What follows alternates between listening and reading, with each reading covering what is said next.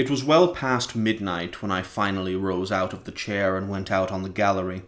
The moon was large over the cypresses, and the candlelight poured from the open doors.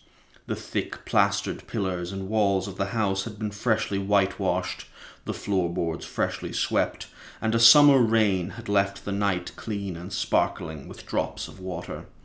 I leaned against the end pillar of the gallery, my head touching the soft tendrils of a jasmine which grew there in constant battle with a wisteria.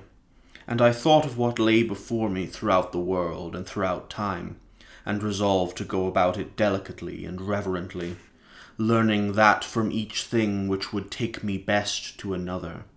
What this meant, I wasn't sure myself. Do you understand me when I say I did not wish to rush headlong into experience, that what I'd felt as a vampire was far too powerful to be wasted? "Yes," said the boy eagerly. "It sounds as if it was like being in love." The vampire's eyes gleamed. "That's correct. It is like love." He smiled. "And I tell you my frame of mind that night so you can know there are profound differences between vampires, and how I came to take a different approach from Lestat. You must understand I did not snub him because he did not appreciate his existence. I simply could not understand how such feelings could be wasted.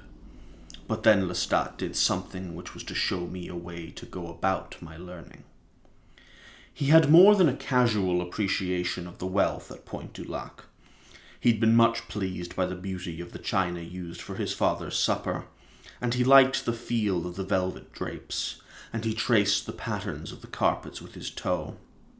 And now he looked from one of the china closets, and now he took from one of the china closets a crystal glass and said, "I do miss glasses." Only he said this with an impish delight that caused me to study him with a hard eye. I disliked him intensely. "I want to show you a little trick," he said. "That is, if you like glasses."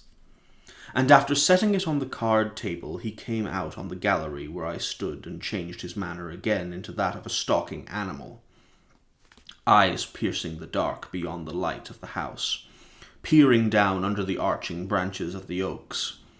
In an instant he had vaulted the railing and dropped softly on the dirt below, and then lunged into the blackness to catch something in both his hands. When he stood before me with it, I gasped to see it was a rat. "Don't be such a damned idiot," he said. "Haven't you ever seen a rat?" It was huge, struggling, a field rat with a long tail. He held its neck so it couldn't bite. "Rats can be quite nice," he said, and he took the rat to the wine glass, slashed its throat, and filled the glass rapidly with blood. The rat then went hurtling over the gallery railing, and Lestat held the wine glass to the candle triumphantly. "You may well have to live off rats from time to time, so wipe that expression off your face," he said. "Rats, chickens, cattle. Traveling by ship, you damn well better live off rats if you don't wish to cause such a panic on board that they search your coffin. You damn well better keep the ship clean of rats." And then he sipped the blood as delicately as if it were burgundy. He made a slight face. "It gets cold so fast." "Do you mean, then, we can live from animals?" I asked. "Yes." He drank it all down and then casually threw the glass at the fireplace. I stared at the fragments. "You don't mind, do you?" He gestured to the broken glass with a sarcastic smile. "I surely hope you don't, because there's nothing much you can do about it if you do mind." "I can throw you and your father out of Point du Lac if I mind," I said. I believe this was my first show of temper. "Why would you do that?" he asked with mock alarm. "You don't know everything yet, do you?" He was laughing, and then he walked slowly about the room. He ran his fingers over the satin finish of the spinet. "Do you play?" he asked. I said something like, "Don't touch it," and he laughed at me. "I'll touch it if I like," he said.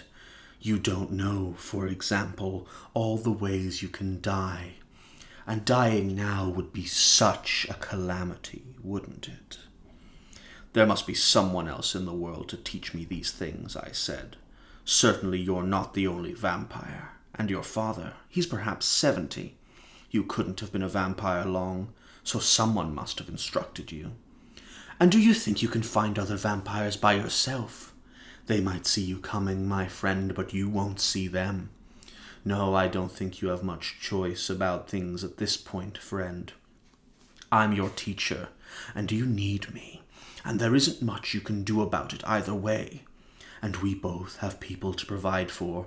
My father needs a doctor, and then there's the matter of your mother and sister. Don't get any mortal notions about telling them you're a vampire.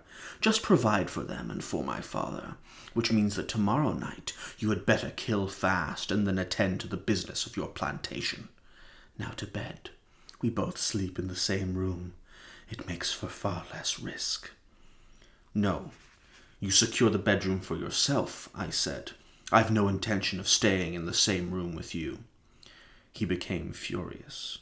Don't do anything stupid, Louis. I warn you. There's nothing you can do to defend yourself once the sun rises. Nothing. Separate rooms mean separate security, double precautions, and double chance of notice. He then said a score of things to frighten me into complying, but he might as well have been talking to the walls. I watched him intently, but I didn't listen to him. He appeared frail and stupid to me, a man made of dried twigs with a thin, carping voice. I sleep alone, I said, and gently put my hands around the candle flames one by one.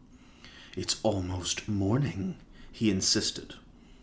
So lock yourself in, I said, embracing my coffin, hoisting it and carrying it down the brick stairs. I could hear the locks snapping on the French doors above, the swoosh of the drapes. The sky was pale but still sprinkled with stars, and another light rain blew now on the breeze from the river, speckling the flagstones. I opened the door of my brother's oratory, shoving back the roses and thorns which had almost sealed it, and set the coffin on the stone floor before the prie-dieu. I could almost make out the images of the saints on the walls. Paul, I said softly, addressing my brother, for the first time in my life I feel nothing for you. Nothing for your death, and for the first time I feel everything for you. Feel the sorrow of your loss as if I never before knew feeling. You see, the vampire turned to the boy. For the first time now, I was fully and completely a vampire. I shut the wood blinds flat from the small barred windows and bolted the door. Then I climbed into the satin-lined coffin, barely able to see the gleam of cloth in the darkness, and locked myself in. That is how I became a vampire. And there you were, said the boy after a pause, with another vampire you hated. But I had to stay with him, answered the vampire. As I've told you, he had me at a great disadvantage. He hinted there was much I didn't know and must know, and that he alone could tell me. But in fact, the main part of what he did teach me was practical and not so difficult to figure out for oneself. How we might travel, for instance, by ship, having our coffins transported for us as though they contained the remains of loved ones being sent here or there for burial. How no one would dare open such a coffin, and how we might rise from it at night to clean the ship of rats, things of this nature. And then there were the shops and businessmen he knew who admitted us well after hours to outfit us with the finest Paris fashions, and those agents willing to transact financial matters in restaurants and cabarets, and in all these mundane matters Lestat was an adequate teacher. What manner of man he'd been in life I couldn't tell and didn't care, but he was for all appearances of the same class now as myself, which meant little to me, except that it made our lives run a little more smoothly than he might have otherwise. He had impeccable taste, though my library to him was a pile of dust, and he seemed more than once to be infuriated by the sights of me reading a book or writing some observations in a journal.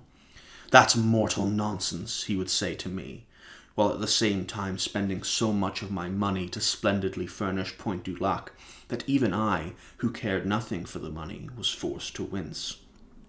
And in entertaining visitors at Point du Lac, those hapless travellers who came up the river road by horseback or carriage, begging accommodations for the night, sporting letters of introduction from other planters or officials in New Orleans, to these he was so gentle and polite that it made things far easier for me, who found myself hopelessly locked to him and jarred over and over by his viciousness. "But he didn't harm these men?" asked the boy. "Oh, yes, often he did. But I'll tell you a little secret, if I may, which applies not only to vampires, but to generals, soldiers, and kings. Most of us would rather see somebody die than be the object of rudeness under our roofs. Strange, yes, but very true. I assure you that Lestat hunted for mortals every night. I knew. But had he been savage and ugly to my family, my guests, and my slaves, I couldn't have endured it. He was not. He seemed particularly to delight in the visitors, but he said we must spare no expense where our families were concerned, and he seemed to me to push luxury upon his father to an almost ludicrous point. The old blind man must be told constantly how fine and expensive were his bed jackets and robes, what imported draperies had just been fixed to his bed, and what French and Spanish wines we had in the cellar, and how much the plantation yielded even in bad years when the coast talked of abandoning the indigo production altogether and going into sugar. But then at other times he would bully the old man. As I mentioned, he would erupt into such rage that the old man whimpered like a child. "Don't I take care of you in baronial splendor?" Lestat would shout at him. "Don't I provide for your every want? Stop whining to me about going to church or old friends. Such nonsense. Your old friends are dead. Why don't you die and leave me and my bankroll in peace?" The old man would cry softly that these things meant so little to him in old age. He would have been content on his little farm forever. I wanted often to ask him later, where was this farm? From where did you come to Louisiana? To get some clue to that place where Lestat might have known another vampire. But I didn't dare to bring these things up, lest the old man start crying and Lestat become enraged. But these fits were no more frequent than periods of near obsequious kindness, when Lestat would bring his father's supper on a tray and feed him patiently while talking of the weather and the New Orleans news and the activities of my mother and sister. It was obvious that a great gulf existed between father and son, both in education and refinement. But how it came about I could not quite guess, and from this whole matter I achieved a somewhat consistent detachment. Existence, as I've said, was possible. There was always the promise behind his mocking smile that he knew great things or terrible things, had commerce with levels of darkness I could not possibly guess at. And all the time he belittled me and attacked me for my love of the senses, my reluctance to kill, and the near swoon which killing could produce in me. He laughed uproariously when I discovered that I could see myself in a mirror and that crosses had no effect upon me, and would taunt me with sealed lips when I asked about God or the devil. "I'd like to meet the devil some night," he said with a malignant smile. "I'd chase him from here to the wilds of the Pacific. I am the devil." And when I was aghast at this, he went into peals of laughter. But what happened was simply that in my distaste for him, I came to ignore and suspect him, and yet to study him with a detached fascination. Sometimes I'd find myself staring at his wrist from which I had drawn my vampire life, and I would fall into such a stillness that my mind seemed to leave my body, or rather my body to become my mind. And then he would see me and stare at me with stubborn ignorance of what I felt and longed to know, and reaching over, shake me roughly out of it. I bore this with an overt detachment, unknown to me in mortal life, and came to understand this as a part of vampiric nature, that I might sit at home at Point du Lac and think for hours of my brother's mortal life, and see it short and rounded in unfathomable darkness, understanding now the vain and senseless waiting passions with which I mourned his loss, and turned on other mortals like a maddened animal. All that confusion was then like dancers frenzied in a fog, and now in this strange vampire nature I felt a profound sadness. But I did not brood over this. Let me not give you that impression, for brooding would have been to me the most terrible waste, but rather I looked around me at all the mortals that I knew and saw.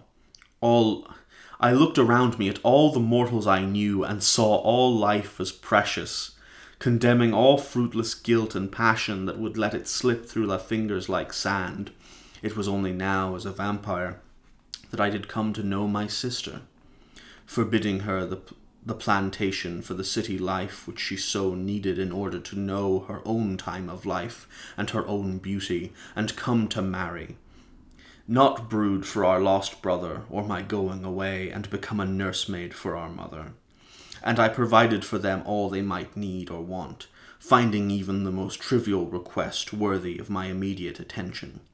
My sister laughed at the transformation in me when we would meet at night, and I would take her from our flat out the narrow wooden streets to walk along the tree-lined levee in the moonlight, savouring the orange blossoms and the caressing warmth, talking for hours of her most secret thoughts and dreams, those little fantasies she dared tell no one, and would even whisper to me when we sat in the dim-lit parlour entirely alone. And I would see her sweet and palpable before me, a shimmering, precious creature, soon to grow old, soon to die, soon to lose these moments that in their intangibility promise to us, wrongly, an immortality, as if it were our very birthright, which we could not come to grasp the meaning of until this time of middle life, when we looked on only as many years ahead as already lay behind us, when every moment must be first known and then savoured. It was detachment that made this possible, a sublime loneliness with which Lestat and I moved through the world of mortal men, and all material troubles passed from us. I should tell you the practical nature of it. Lestat had always known how to steal from victims, chosen for sumptuous dress and other promising signs of extravagance, but the great problems of shelter and secrecy had been for him a terrible struggle. I suspected that beneath his gentleman's veneer he was painfully ignorant of the most simple financial matters, but I was not. And so he could acquire cash at any moment, and I could invest it. If he were not picking the pockets of a dead man in an alley, he was at the greatest gambling tables in the richest saloons of the city, using his vampire keenness to suck gold and dollars and deeds of property from young planters' sons who found him deceptive in his friendship and alluring in his charm. But this had never given him the life he wanted, and so, for that, he had ushered me into the preternatural world, that he might acquire an investor and a manager for whom these skills of mortal life became most valuable in this life after. But let me describe New Orleans as it was then, and as it was to become, so you can understand how simple our lives were. There was no city in America like New Orleans. It was filled not only with the French and Spanish of all classes, who had formed in part its peculiar aristocracy, but later with immigrants of all kinds, the Irish and the German in particular. Then there were not only the black slaves, yet unhomogenized and fantastical in different tribal garb and manners, but the great growing class of the free people of colour, those marvellous people of our mixed blood and that of the islands, who produced a magnificent and unique cast of craftsmen, artists, poets, and renowned feminine beauty. But then there were the Indians, who covered the levee on summer days selling herbs and crafted wares, and drifting through this medley of languages and colours, were the people of the port, the sailors of the ships, who came in great waves to spend their money in the cabarets, to buy for the night the beautiful women both dark and light, to dine on the best of Spanish and French cooking, and drink the imported wines of the world.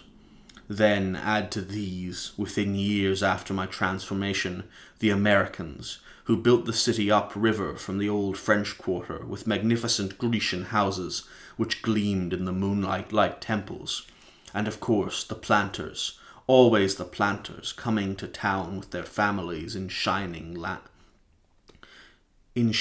landaus to buy evening gowns and silver and gems, to crowd the narrow streets of the ways of the old French Opera House and the Theatre d'Orleans and the St. Louis Cathedral, from whose open doors came the chants of High Mass over the crowds, and the Place d'Armée, sorry, I don't know how to pronounce French, on Sundays, over the noise and bickering of the French market, over the silent, ghostly drift of the ships along the raised waters of the Mississippi, which flowed against the levee above the ground of New Orleans itself, so that the ships appeared to float against the sky.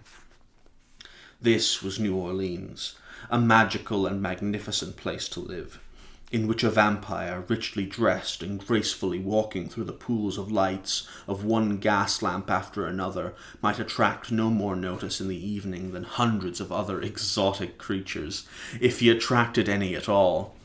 If anyone stopped to whisper behind a fan, "That man, how pale, how he gleams, how he moves, it's not natural," a city in which a vampire might be gone before the words had even passed the lips, seeking out the alleys in which he could see like a cat, the darkened bars in which sailors slept with their heads on the table, great high-ceilinged hotel rooms where a lone figure might sit, her feet upon an embroidered cushion, her legs covered with a lace counterpane, her head bent under the tarnished light of a single candle, never seeing the great shadow move across the plaster flowers of the ceiling, never seeing the long white fingers reaching to press the fragile frame. Remarkable, if for nothing else, because of this, that all of those men and women who stayed for any reason left behind them some monuments, some structure of marble and brick and stone that still stands, so that even when the gas lamps went out and the planes came in and the office buildings crowded the blocks of Canal Street, something irreducible of beauty and romance remained. Not in every street, perhaps, but in so many ways the landscape is for me the landscape of those times always, and walking now in the starlit streets of the quarter of the Garden District, I am in those times again. I suppose that is the nature of the monument, be it a small house or a mansion of Corinthian columns and wrought iron lace. The monument does not say that this or that man walked here, no. That what he felt in one time in one spot continues. The moon that rose over New Orleans still rises. As long as the monuments stand, it still rises. The feeling, at least here and there, it remains the same. And that's where we're going to leave it for today. Alright, that is another 10 pages, and there is loads of stuff to unpack in here, so I'll try to get through it as quickly as possible. First thing that I thought was interesting is that Louis agrees with the description of his vampiric attitude or vampiric state as being like a feeling of love or feeling in love in regards to his vampirism. This is really interesting because this is reminiscent of two things that I can think of off the top of my head. The first is in Carmilla, where at the end the actions of the vampire are described as being reminiscent of the ardor of love, or a kind of obsessive love in which their predation resembles love in its kind of obsessive, unceasingness, I suppose. But another place that this features is in Marx, where Marx talks about, I believe it's the description of the kind of rampant nature of capital, in which he describes capital taking on a mind of its own and acting as if consumed by love. The paragraphs in Carmilla and Marx are nearly identical where they appear. They're really, really fascinating. But then we're also getting this reminiscent notion in Interview with Louis's description. But one of the most interesting things in this regard is the fact that this description of a feeling of love is self-directed. The interviewer suggests it, but Louis agrees with it. What does... I mean, I think the main indication we have here is the vampire kind of confirming this notion of its predation, its obsession, being dictated in a kind of loving obsession, this weird kind of mind of its own obsession that within it. And obviously the Marx parallel relates very, very heavily to the economic exploitation that occurs within the text. Because, I mean, there's a lot of economic terms in this particular set of 10 pages, because Louis reveals that the way Lestat makes his money is by going around killing people, taking their money, and then having Louis invest it, which just further goes to show that Lestat doesn't just drain blood from people, he drains money as well, and he drains a lot of other things. But their predatory nature is very, very rampantly capitalistic. They're not, they wouldn't be traditional, well, Louis is a pretty traditional capitalistic figure with his plantation ownership and whatnot, but it's a very, very literal manifestation of stealing things from people, and then putting it to their own use. So Lestat is parasitic and predatory in that way as well. But furthermore, this notion, there's also the fact that Louis makes this absurd notion that Lestat wouldn't attack his slaves, which we've already it already kind of seems pretty untrue, because for one, there was the instance of the overseer, which wasn't his slave per se, but it was still a member of Louis's household, and Lestat was perfectly happy to arrange his death when it was necessary. But also there's the attack against the runaway slaves, which indicates that Louis is perfectly fine with people dying as long as they're not his property, quote unquote, or they're not under his jurisdiction, which I think just further emphasizes this kind of slave-owning economic outlook from Louis's perspective. What he's essentially saying is, don't attack my source of income. Go and kill other people instead, because they're useful to me. Which, again, it just kind of chinks away a little bit at this notion of Louis's, moral character, which I don't think is very strong to begin with.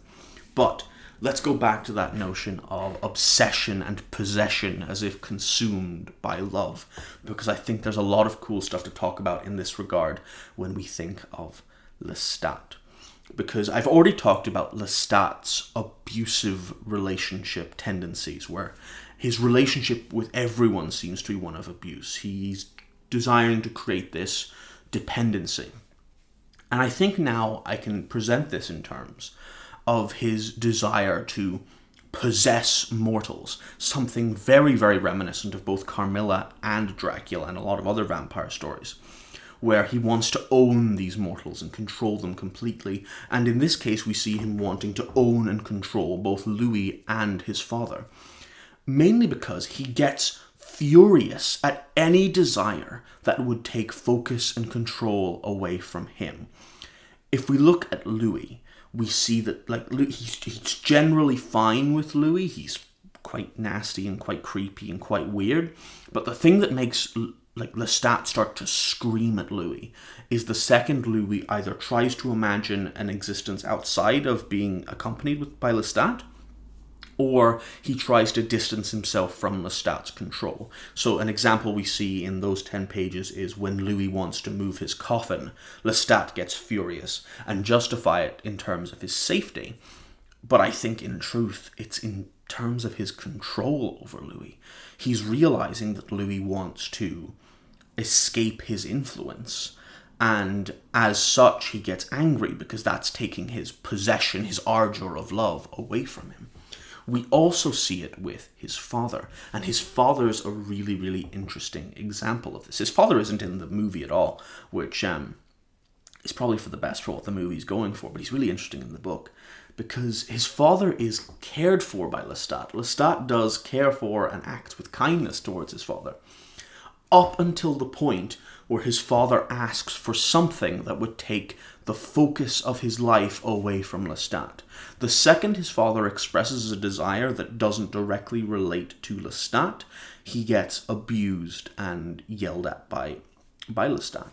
So, for example, when his father asks to go to church or meet old friends, it's not because of any religious reason that he's not allowed to go to church. He's not allowed to go to church because going to church would take his focus away from Lestat, and Lestat would lose some element of the abusive control he holds in this regard. So we just see even more evidence of Lestat as this archetypal abusive figure, this, very, very nasty vampiric figure who wants to drain everything. And in this regard is just draining, I suppose, the attention, the focus, the desire from these individuals. He wants to be the sole focus of attention in this regard, and he will not tolerate anything less. Another really cool thing that gets mentioned... Sorry, I'll take a sip of water. That's better. Another really cool thing that gets mentioned in this set of 10 pages is the notion of drinking rats on ships. This is another pretty direct parallel of Dracula, because in Dracula we have this instance where Dracula is transported to London, or just outside London, I should say, on a boat. And on that ship journey, he systematically kills every single occupant of that ship in a ludicrously unsubtle manner that results in multiple... And then he jumps off the... It's absurd. Incredibly unsubtle. And, at the end, even, the captain is clutching a crucifix tied to the wheel. It's that degree of unsubtlety. And this is a direct parallel of this instance, I think. Because Lestat says, you can't just do that on a boat because people will notice and they'll try to find you. And admittedly, they try to find him in Dracula and they don't have any success. But they just have to open the coffin to find you, essentially. And so what this is saying, I think, it's an indication that the vampire, as it's presented in interview, is a far more insidious and subtle predator than the vampire as it was presented in Dracula. Dracula is a remarkably unsubtle individual. The way he goes about things, he's a very rampant acquirer. He wants to, gain as many things as possible. He's very loud about it. He just shows up and occasionally taunts the people hunting him. Whereas the vampires in interview they exist much more beneath the notice of the world. They are making an active effort to keep hidden, as opposed to just relying upon the thought that people won't notice, won't believe in them. Which the notion of feeding off rats leads us into yet another really interesting point. And that is the fact that the vampire can feed off animals just heightens the immorality, the deep, deep immorality of feeding off humans. When the option is presented to live off of rats or other such animals, you can't then conclude that going around and killing people is anything but selfish and evil, horrifically evil. And in Louis's defense, he does struggle with his condition to a degree in this regard. After his first feeding, which we can kind of argue away in his not knowing it was necessary. I was very harsh on Louis in the first segment. And I admit a degree of that might be because I'm looking at Louis from the perspective of his character at the end of the novel, where he's looking back on it. I will accept to a degree that he was, in that moment, somewhat reluctant. I don't think he was as reluctant as he should have been. And I think his attitude towards the slave is what says more about him than anything else. But Louis does struggle against his condition in this regard, and we're going to see he's going to feed off animals at first, and he admits that he's revolted by the notion of killing. But this fact that he can feed off animals means that the second he decides to feed off humans instead, because it feels better, we'll get onto that when it arrives, it is a monstrous descent into evil. It is unbelievably morally reprehensible, in my view, and is entirely undefensible. Like it's indefensible in the light of it not being necessary, I think, is the ultimate truth. But there's better points to talk about that we'll talk about later into the novel, and hopefully get a better view of, and a more developed reading of Louis' character, I suppose. Final thing I want to point out, because I don't want this to all be like occasionally pointing out complaints about different characters' morals. When this novel is at its absolute best is when it's doing its kind of angsty existentialism. I live for the angsty existentialism of this text, and that scene where Louis is talking to and about his sister is top tier. I have the quote written down here because it's so good. And I had forgotten the specifics of it, but oh, I love it. And I would see her sweet and palpable before me, a shimmering, precious creature, soon to grow old, soon to die, soon to lose these moments that in their intangibility promised us, wrongly, an immortality. Oh, I'm getting end of Blade Runner vibes here. Tears in the Rain. It's such a good line. I love it absolutely. Now that I'm reading over it, there's kind of a possessing his sister notion to it, where he does seem to view his family as his property. But still, really, really good. And yeah, sorry, I've just been reminded of the point where he talks about his sister's main purpose being to go off and marry, and it's a bit iffy, and it definitely gives a view of Louis' view of the world, but it's also a view of that society's fucked up view of the world in general. So yeah, but anyway, the existentialism is really good, and I just wanted to talk about something I really, really love about this book, because I don't want it to all be complaining. It's such a good segment, and I'll stop rambling now and just say that was another 10 pages, and I'll be back tomorrow with the next bit, and we'll see where it goes. So see you then.